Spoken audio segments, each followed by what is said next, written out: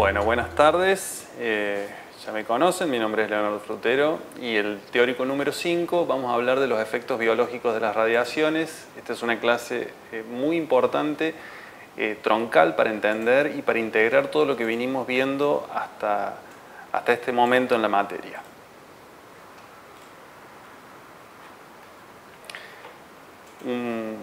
Una especie de índice de lo que vamos a ver y aprender hoy es los tipos de exposición a los cuales vamos a estar sometidos, efectos biológicos de las radiaciones y a qué nivel estos efectos van a afectarnos a nivel de las células, a nivel de los cromosomas, como potenciales generadores de oncogénesis y distintos tipos de tumor y cáncer, cómo se clasifican estos efectos, los efectos determinísticos por irradiación corporal total, o el síndrome agudo de radiación, como también se conoce, efectos determinísticos localizados y efectos prenatales.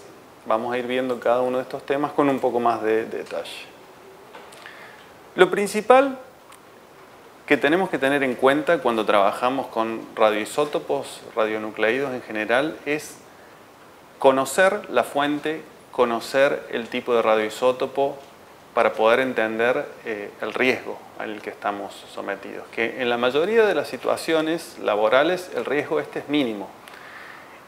Sí sabemos cómo manejarnos y sabemos cómo llevar a cabo la tarea. Para eso tenemos que conocer las bases físicas de las radiaciones ionizantes y conocer las fuentes. Como hemos visto a lo largo de la materia, no es lo mismo trabajar con una fuente de alta energía que con una fuente de baja energía, con una fuente que tiene una vida media muy larga, con una vida muy corta. Tenemos que tener en cuenta las distintas propiedades que tiene, si es muy volátil o si no, etc.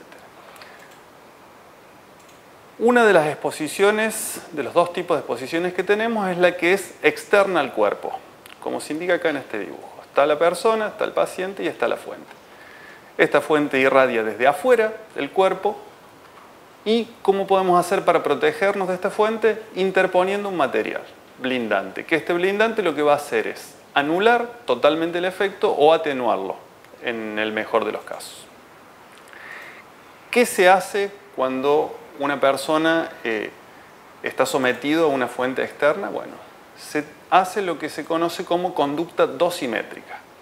Es decir, queremos saber con la mayor certeza posible, o si no por lo menos estimar, cuál es la dosis absorbida.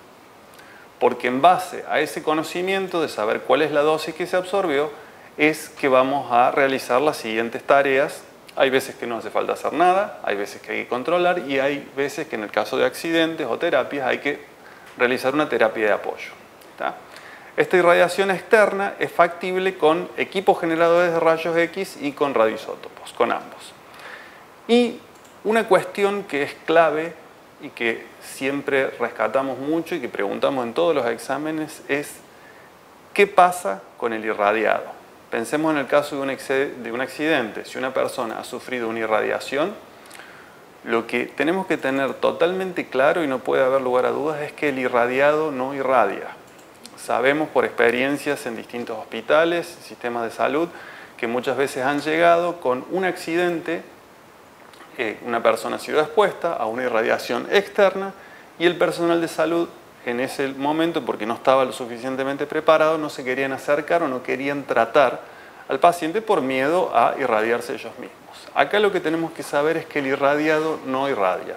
Es perfectamente sano tocarlo, tratarlo, etc. La otra situación posible es cuando la radiación es interna al cuerpo. Es decir, que la fuente toma contacto con el organismo, ya sea porque se deposita sobre el organismo o porque ingresa por inhalación, ingestión o por vía parenteral, es decir, por algún tipo de inyección.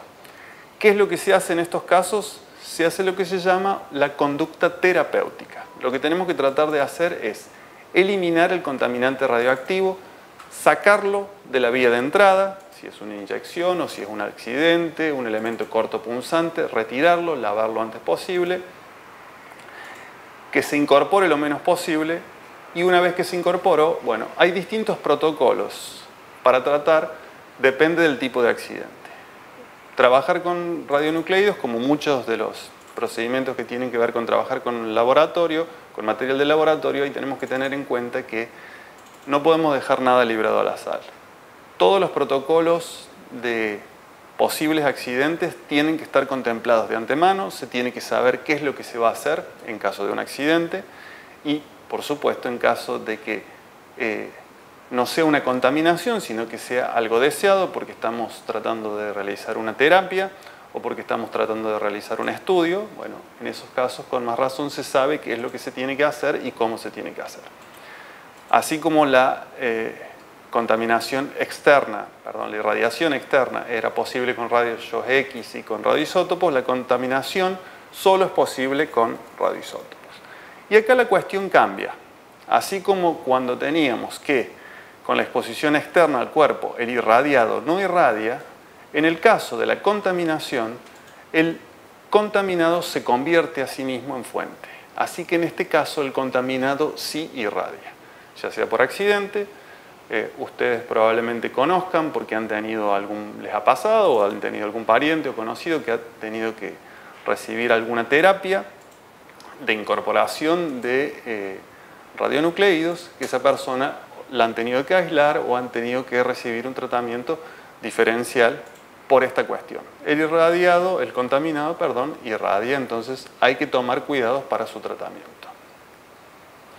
Este concepto lo vamos a ver en más detalle en las clases siguientes, sobre todo en el teórico práctico 2 de dosimetría, pero se los voy presentando porque nos va a servir para entender algunos de los conceptos que vamos a tratar acá, que son los conceptos de dosis y exposición. Acá vamos a ver principalmente dosis o dosis absorbida. Es la radiación ionizante, es la energía impartida teniendo en cuenta la masa, es decir, un objeto, una persona, cuánta energía absorbe en relación a su masa. Por eso las unidades de dosis es energía por masa o joules por kilogramos o Gray.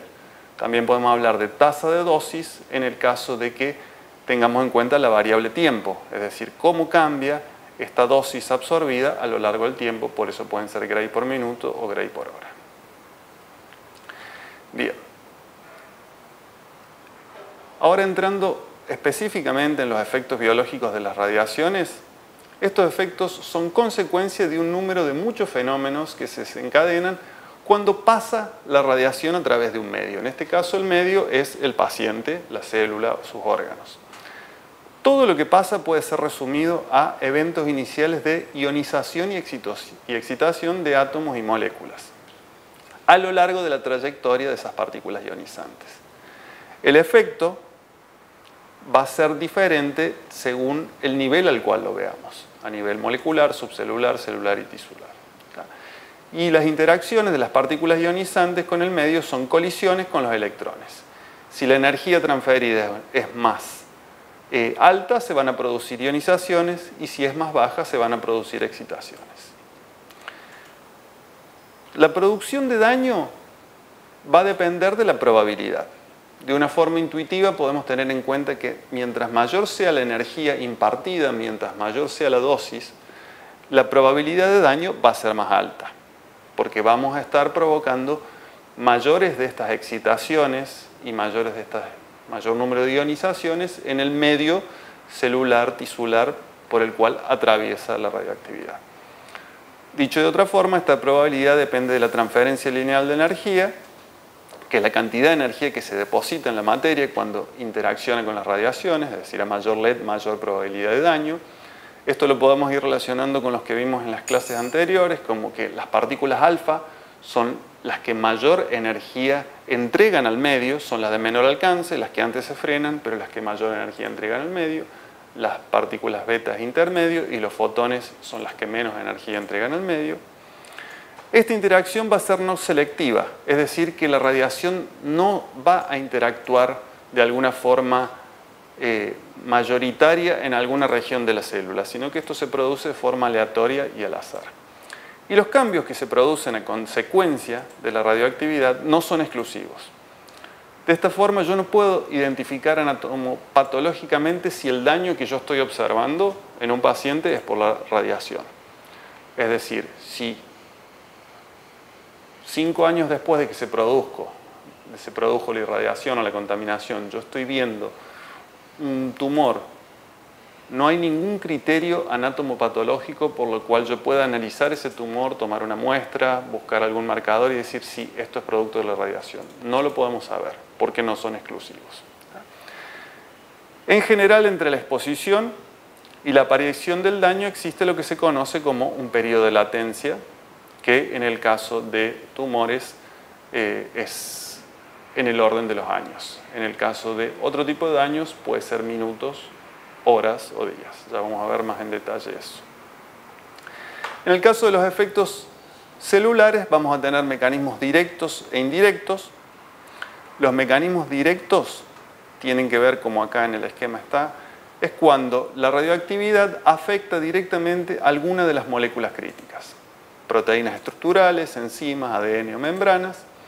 Se produce una modificación directa por la energía entregada. Acá en el ejemplo es una cadena de ADN donde se produce una ionización de una de las bases y eso puede provocar efectos a posterior.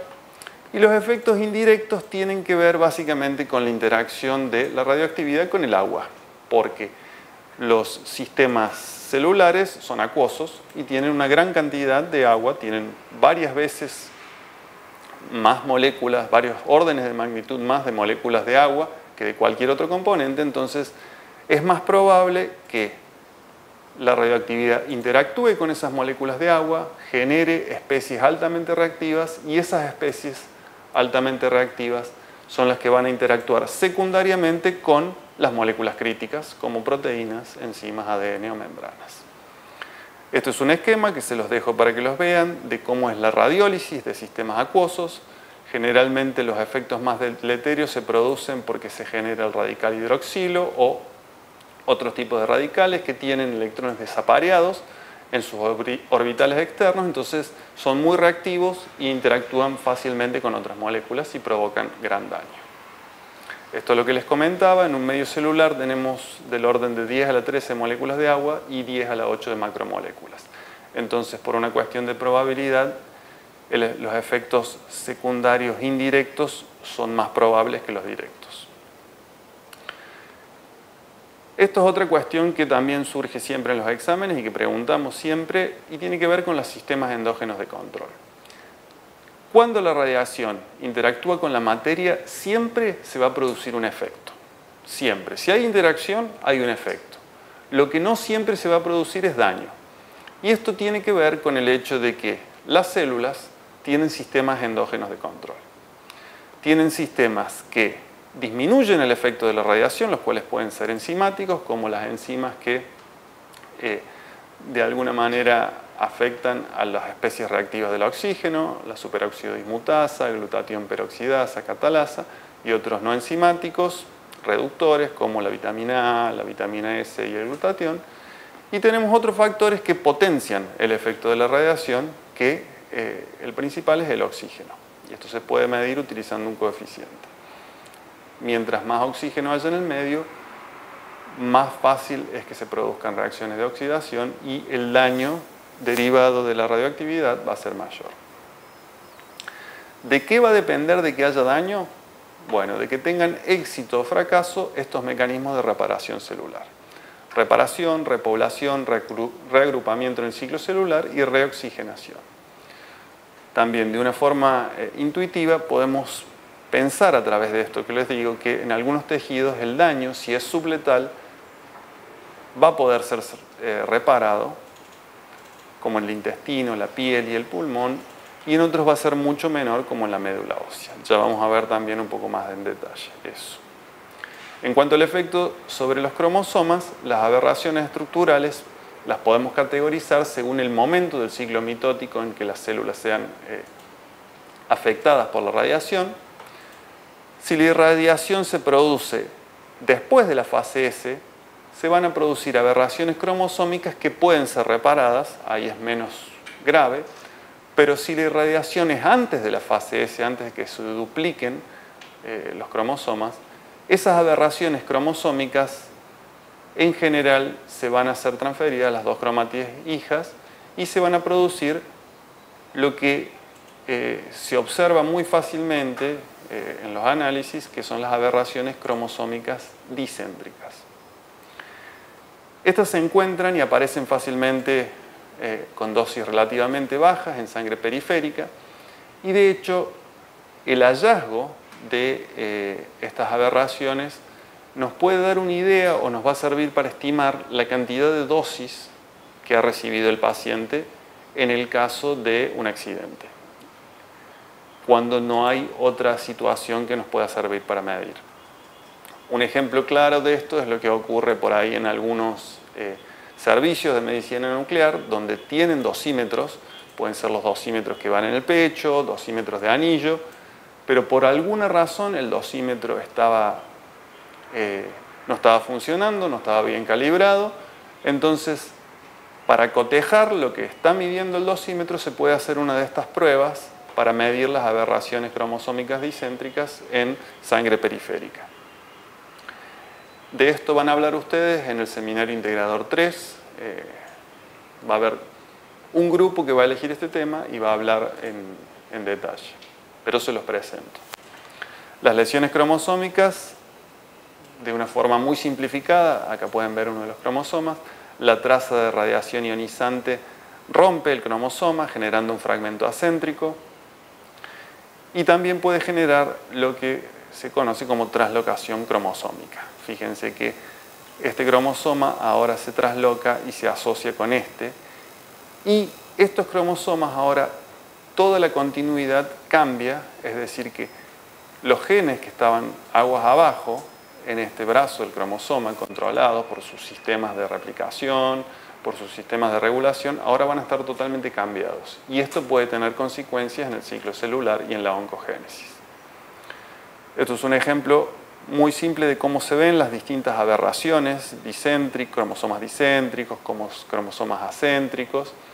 Y fíjense que esto es una prueba que se hizo con linfocitos humanos expuestos a una haz de neutrones, y fíjense que a medida que aumentaba el tiempo de exposición, el número de cromosomas discéntricos aumentaba. Esta es una forma que se utiliza para calibrar la dosis recibida, comparando este número de discéntricos con el número de cromosomas que aparecen, discéntricos que aparecen en sangre periférica. Es una forma que se utiliza para calibrar. Como ya les comenté antes, este tipo de aberraciones pueden llevar a lo que es la oncogénesis. Los oncogenes son genes que cumplen funciones específicas y muy relevantes en lo que tiene que ver con el ciclo celular y con la diferenciación. Si estos genes están anormalmente activados, pueden escapar a los procesos normales de regulación y entonces disparar un proceso carcinogénico.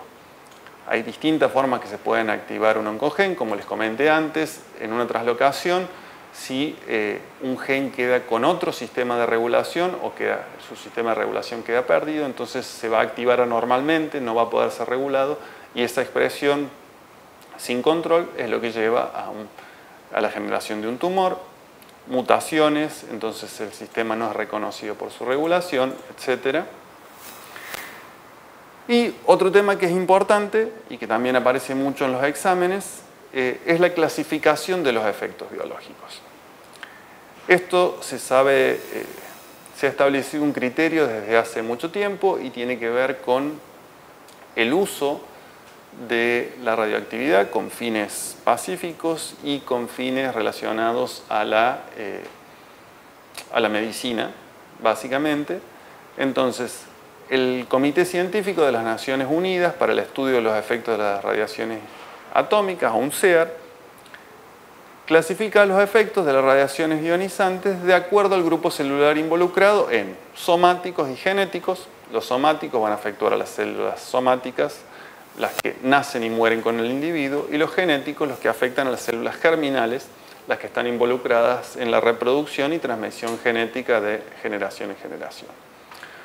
Otro criterio con el cual podemos clasificar los efectos es en el tiempo de aparición de estos efectos. Los agudos, que aparecen en minutos, horas o días, y los tardíos, que aparecen después de meses o años de la exposición.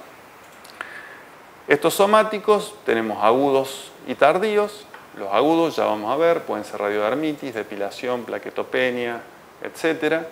Y de los tardíos tenemos malignos y no malignos. Los no malignos tienen que ver con que hay una destrucción importante de algún órgano, lo cual genera una hipofunción, como insuficiencia de tiroides o hipofisaria, y efectos malignos como cáncer, básicamente leucemia, etc.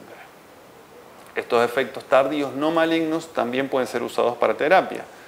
La insuficiencia tiroidea puede ser formar parte de una terapia, en la cual también vamos a hablar un poco más de eso más tarde, pero básicamente consiste en dar yodo radioactivo que se acumula en la tiroides, destruye el órgano y la persona a partir de eso va a tener una insuficiencia tiroidea que puede ser suplementada farmacológicamente, pero se soluciona un problema de hiperfunción tiroidea. Y los efectos genéticos no han sido demostrados en el hombre. Sí se sabe que ocurren en animales, sí se sabe que ocurren en plantas, pero en hombres hasta ahora no han sido observados. Y los tipos de efectos los podemos clasificar en estocásticos o probabilísticos por un lado y en determinísticos. Los estocásticos son los que ocurren a bajos niveles de radiación, y ahí decimos que el daño va a ser estocástico en naturaleza. Es decir, podemos predecir la proporción de una población que va a ser expuesta, que va a ser afectada. Si una gran cantidad de poblaciones es expuesta, una fracción de esa población va a ser afectada, pero no podemos decir específicamente quién de esa población va a estar afectada. En este caso no existe una dosis umbral demostrable. No hay dosis umbral, quiere decir que no importa lo baja que sea la radiación, algo de efecto va a haber a nivel estadístico. Y la frecuencia va a variar con la dosis. Es decir, mayor dosis, mayor proporción de la población va a expresar estos efectos probabilísticos. Estos estocásticos son los somáticos tardíos malignos y genéticos. Siempre hay un periodo de latencia para este tipo de efectos. Fíjense que estos efectos probabilísticos no poseen umbral y no se pueden evitar. Esto parece bastante preocupante, pero no es así. Fíjense que la dosis, la frecuencia, es decir, la cantidad de casos o de personas afectadas, aumenta a medida que aumenta la dosis. Pero a dosis muy bajas, la frecuencia también es muy baja. Piensen que nosotros estamos expuestos a radioactividad todo el tiempo. Nosotros somos radioactivos. Nuestros huesos, nuestra tiroides, nuestras proteínas, todos tenemos una dosis basal de radioactividad, también la que estamos recibiendo por vivir en la Tierra, de los rayos cósmicos. Y nuestro cuerpo está preparado para recibir esa dosis basal de radioactividad. No es que genere un problema. Entonces, no poseen umbral, no se pueden evitar. A mayor dosis, mayor es el riesgo, pero fíjense que a mayor dosis no hay mayor severidad. Es decir, la aparición de estos efectos probabilísticos depende de la dosis, pero no es que si yo recibo una dosis mayor voy a tener estos efectos de una forma más severa. Dicho de una forma más simple, un tumor que me van a generar una dosis baja de radioactividad va a ser igual a un tumor que me va a generar una dosis muy alta, en el caso de estos efectos probabilísticos. Y cuando les digo que esto tiene que ver con, se puede ver a un nivel estadístico, a nivel poblacional y no individual, este es un buen ejemplo.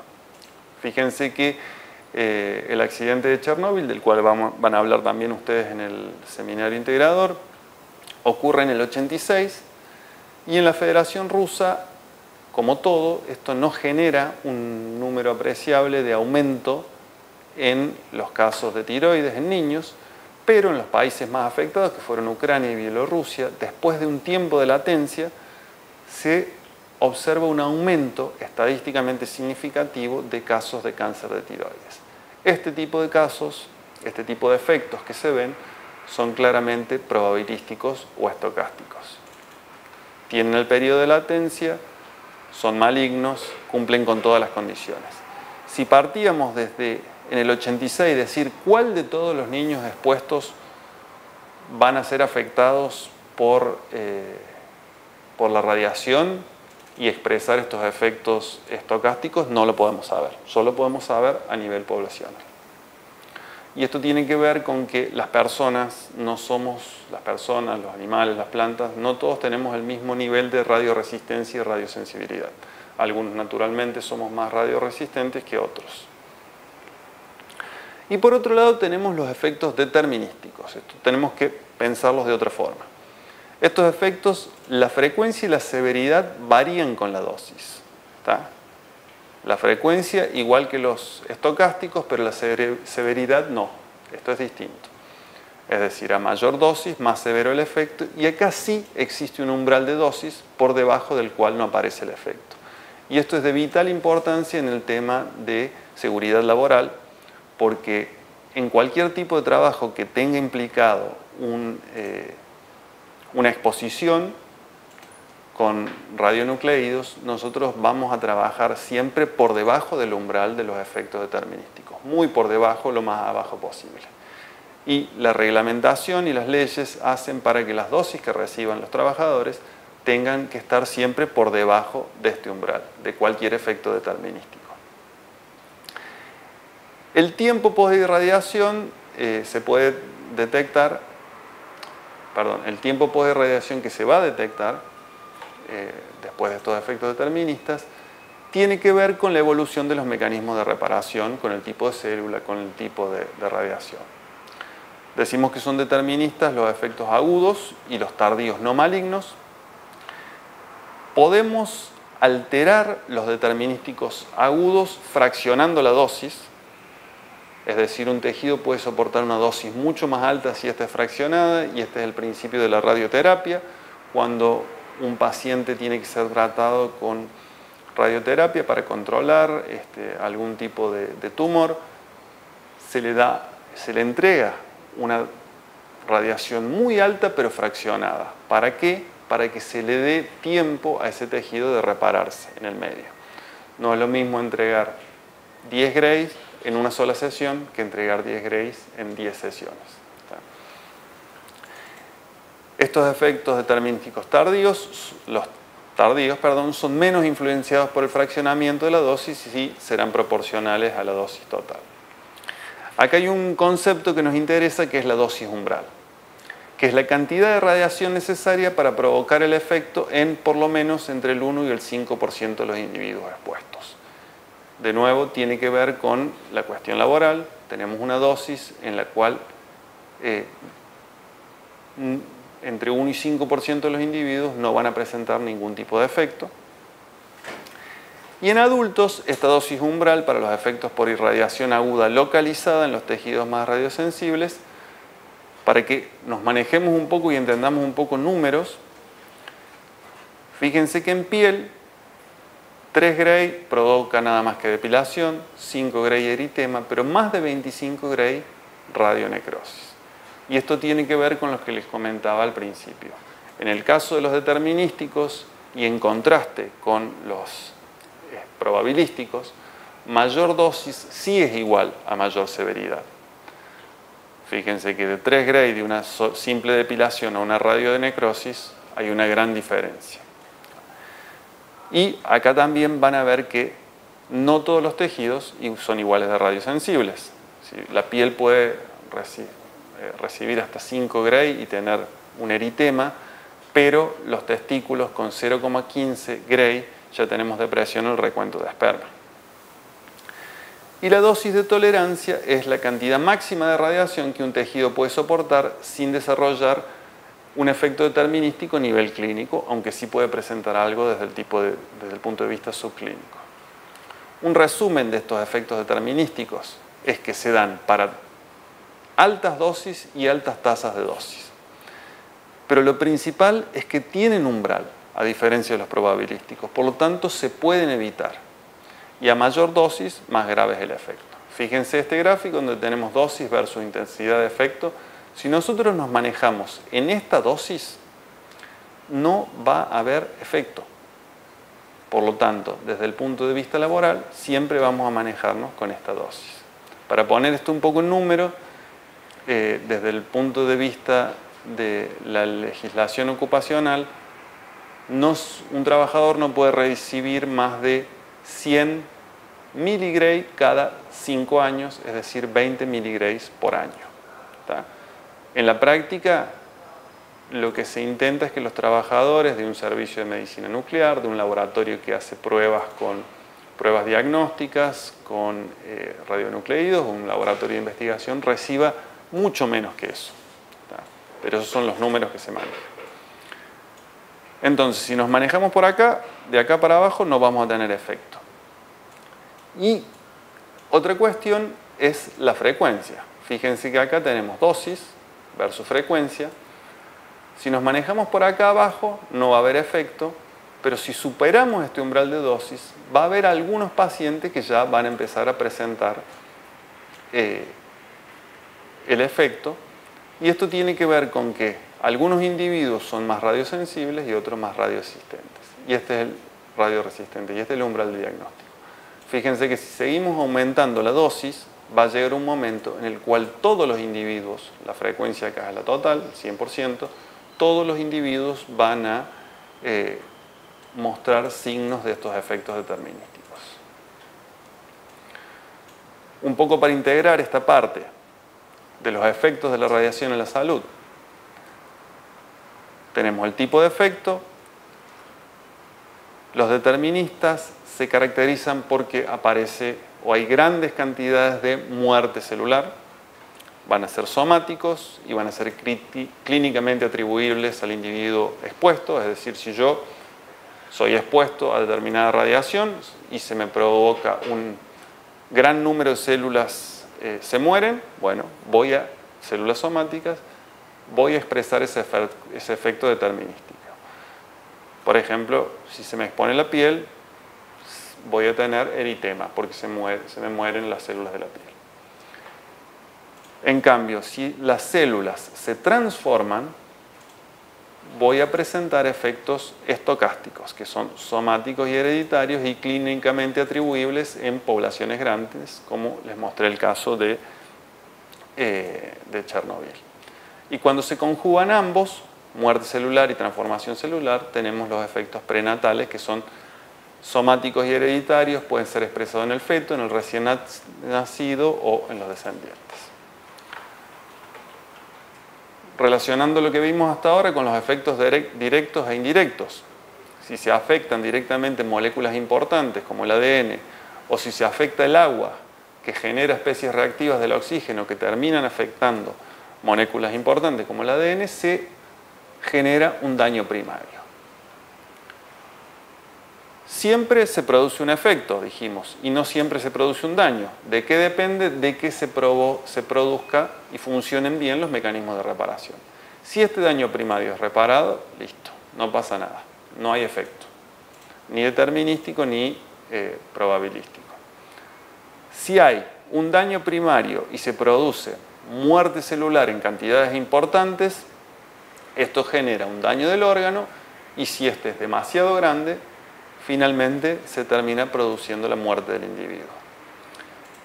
Si este daño primario no es completamente reparado y me lleva a una célula modificada, si esta célula es somática, me lleva a efectos probabilísticos como la leucemia y el cáncer.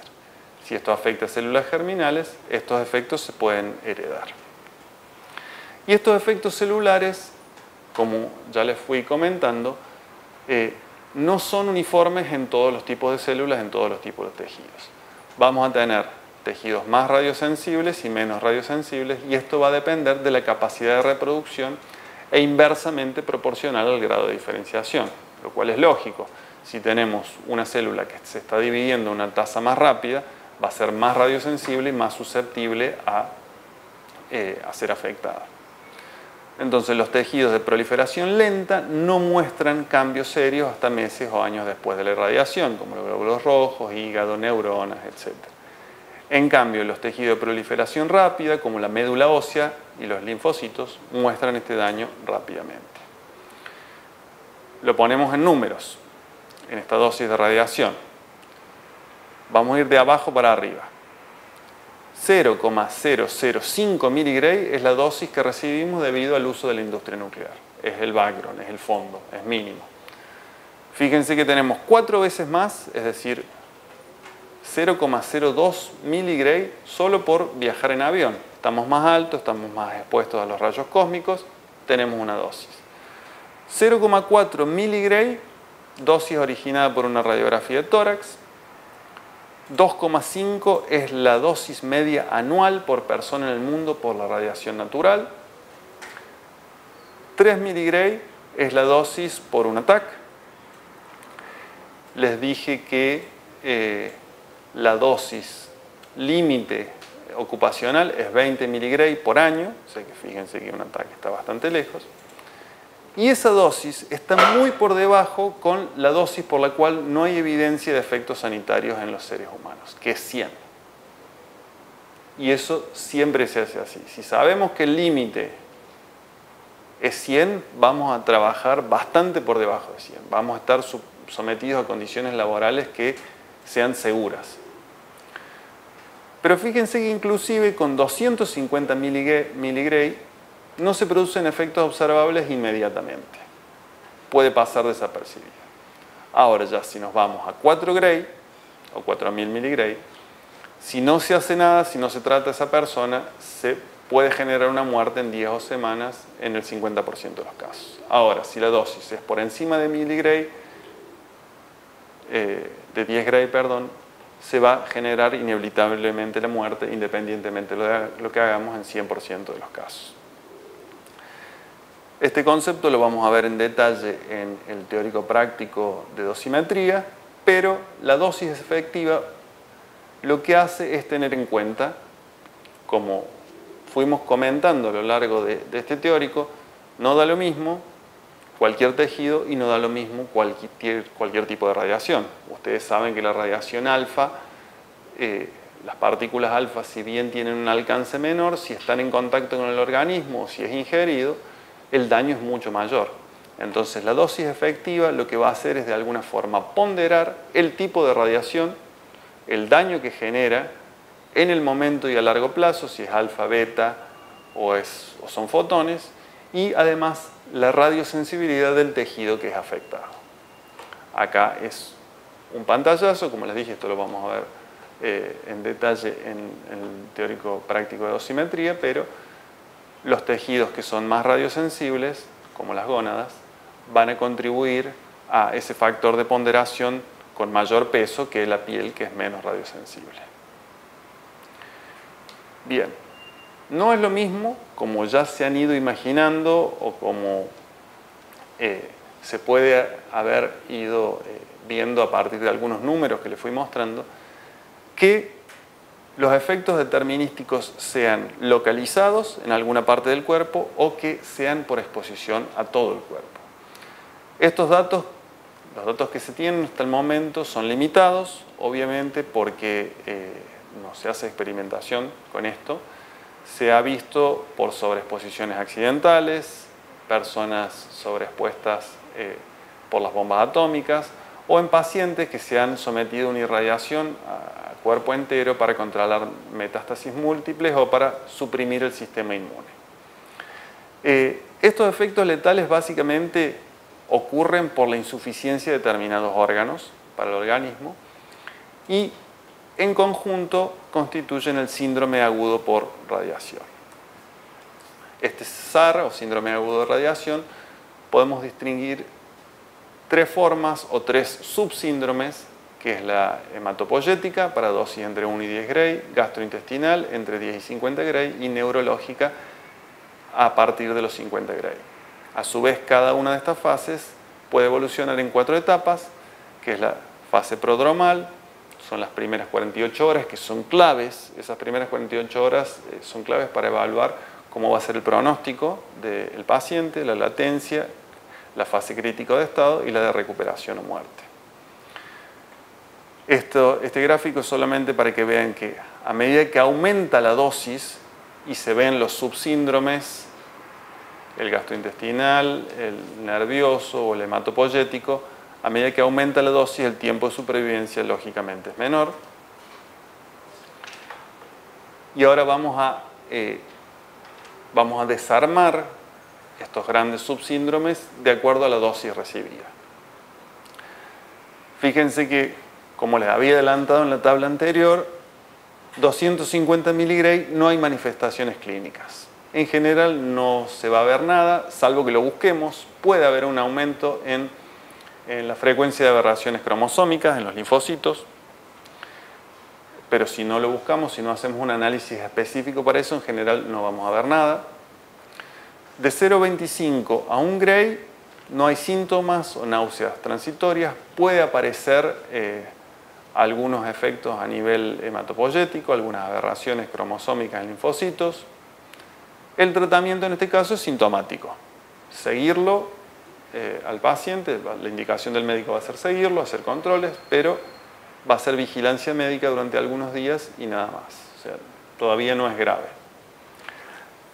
Entre 1 y 2 Gray ya se observa un grado leve de la forma hemopoyética. En un porcentaje de los sobreexpuestos se presentan náuseas y vómitos en las primeras horas. Generalmente, mientras más se demoren en aparecer las náuseas y vómitos, mejor es desde el punto de vista del pronóstico. Ya van a ver que si la dosis aumenta mucho, las náuseas y vómitos son muy rápidos y eso es indicativo de un pronóstico peor. Acá hay que realizar un seguimiento hematológico. Se produce una disminución, una neutropenia, una plaquetopenia, pero esta reducción no va a generar una predisposición a infecciones, no va a generar hemorragia y la mayoría de los pacientes se recupera sin tratamiento. Ahora, cuando vamos entre los 2 y 4 Gray, ya estamos hablando de un grado moderado del subsíndrome hematopoyético. La mayoría se presentan náuseas y vómitos luego entre 1 y 2 horas. Hay plaquetopenia, hay distintos problemas hematopoyéticos, hay fiebre, hay hemorragia, pero con tratamiento de sostén, la mayoría de los pacientes se pueden recuperar. Entre los 4 y 6 Gray ya se ve un grado severo de la forma hemopoyética. Náuseas y vómitos aparecen antes de la hora. Hay fiebre, hay eritema en la piel, en las mucosas. Sin tratamiento, la mayoría de los pacientes fallecen por las hemorragias, básicamente, y las infecciones. Pero si se aplican tratamiento de sostén, la mayoría de los sobreexpuestos tienen posibilidad de recuperarse. Entre 6 y 10 es una forma extremadamente severa del síndrome hematopoyético. Las náuseas y vómitos aparecen antes de los 30 minutos, se observa diarrea. Sin tratamiento, la mayoría de los pacientes fallecen.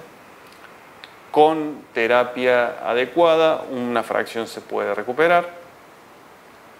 Y finalmente, como les había adelantado en el gráfico anterior, arriba de los 10 Grays se van a desarrollar los subsíndromes gastrointestinal, cardiovascular, neurológico, y ya ahí no hay mucho que hacer porque la letalidad es del 100%. Un ejemplo también de Chernóbil, cuando los bomberos fueron a apagar la planta nuclear incendiada, no sabían el riesgo al que estaban expuestos.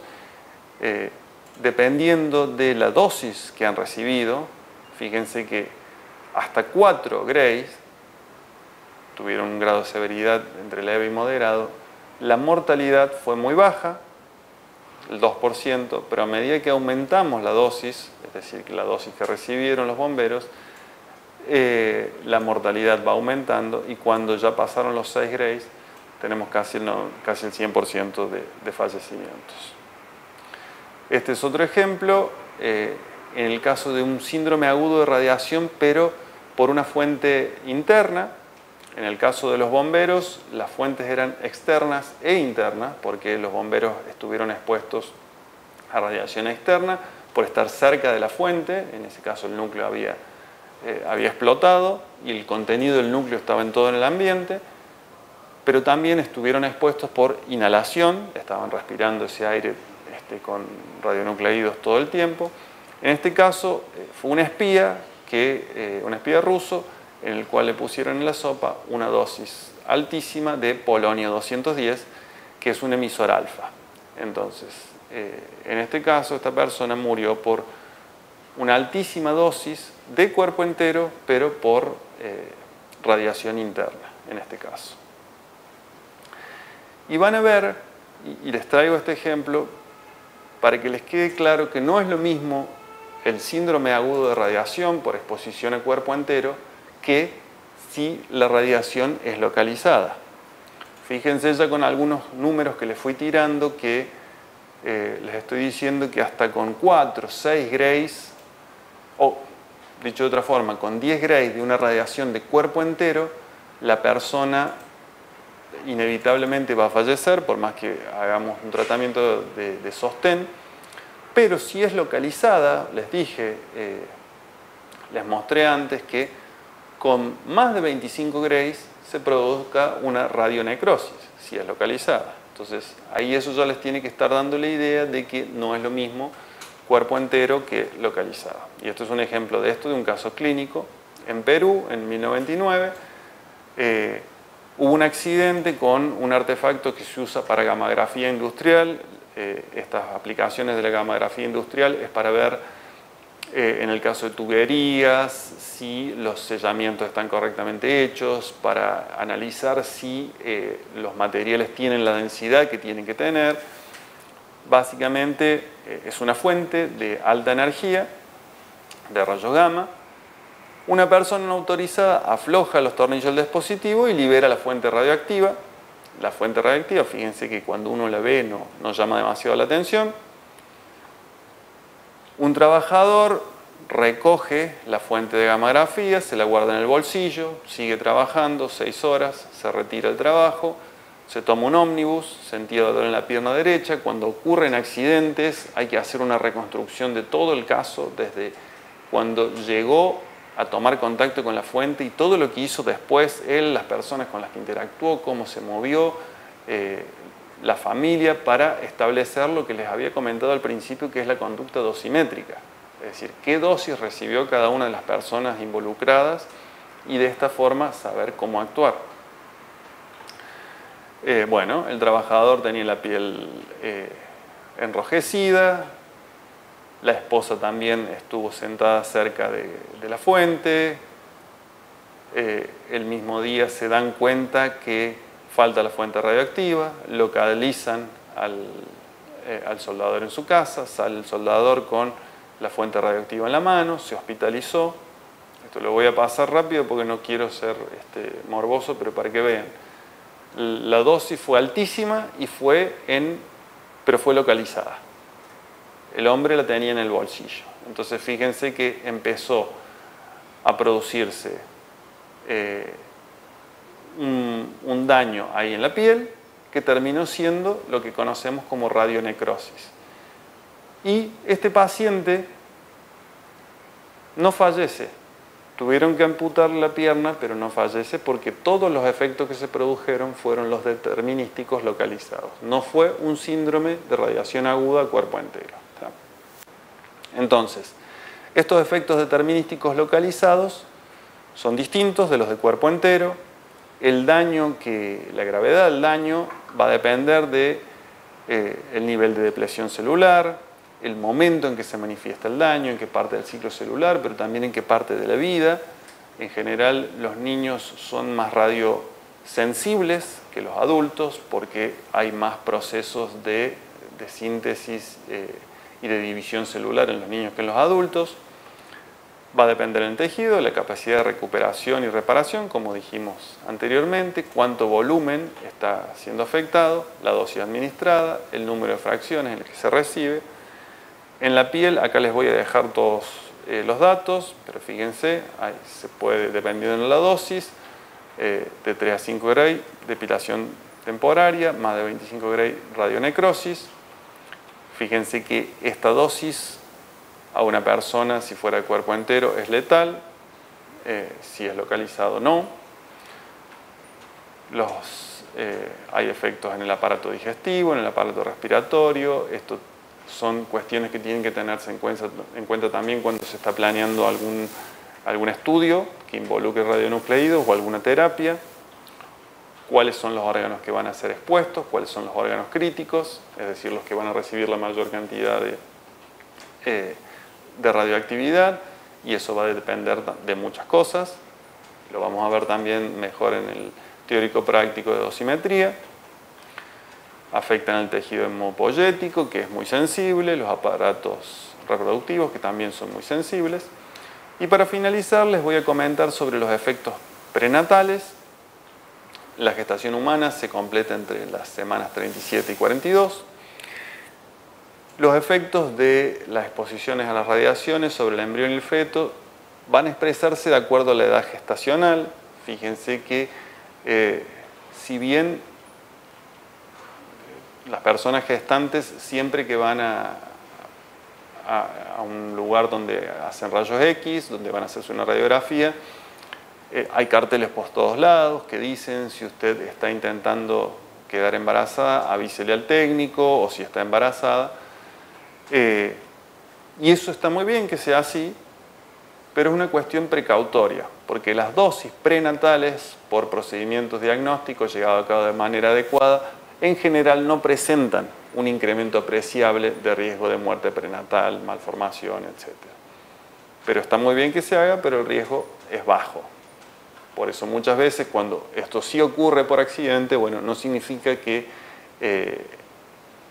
el feto o el embrión va a recibir daño sí o sí. Sin embargo, dosis mayores sí pueden dar un resultado de daño significativo.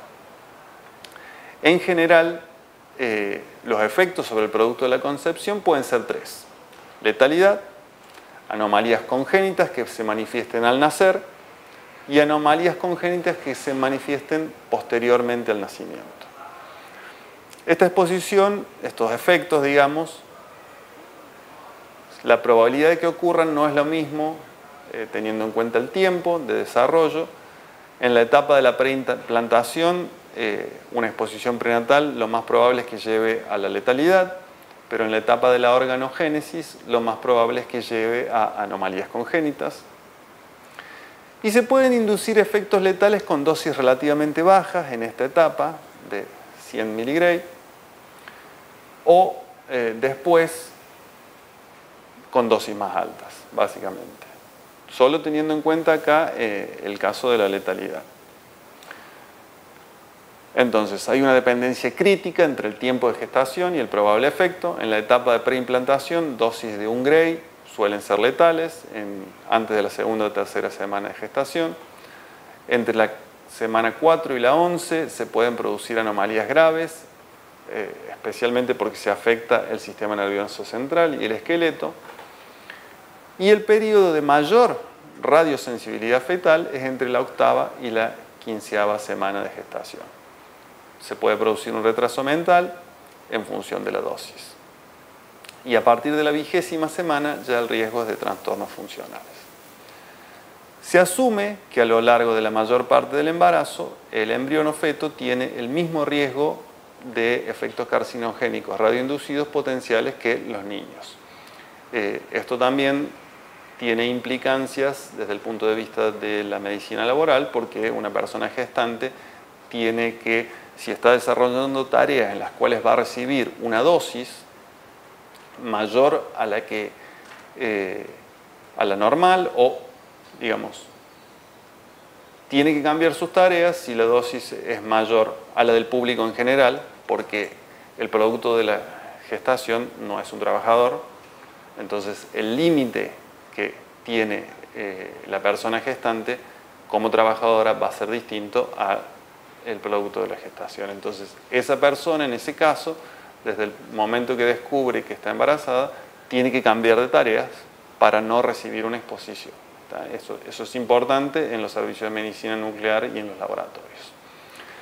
Y no se ha visto que la irradiación previa a la concepción de las gónadas del padre o de la madre no se ha observado que haya un incremento de cáncer o de malformaciones en los hijos, en el producto. Bueno, así termina el teórico de hoy.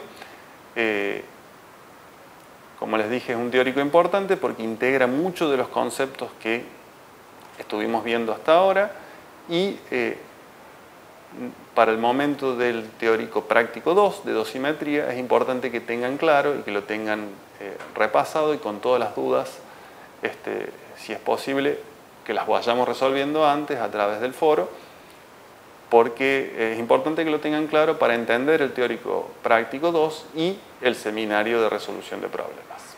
Bueno, muchas gracias. Facultad de Ciencias Químicas.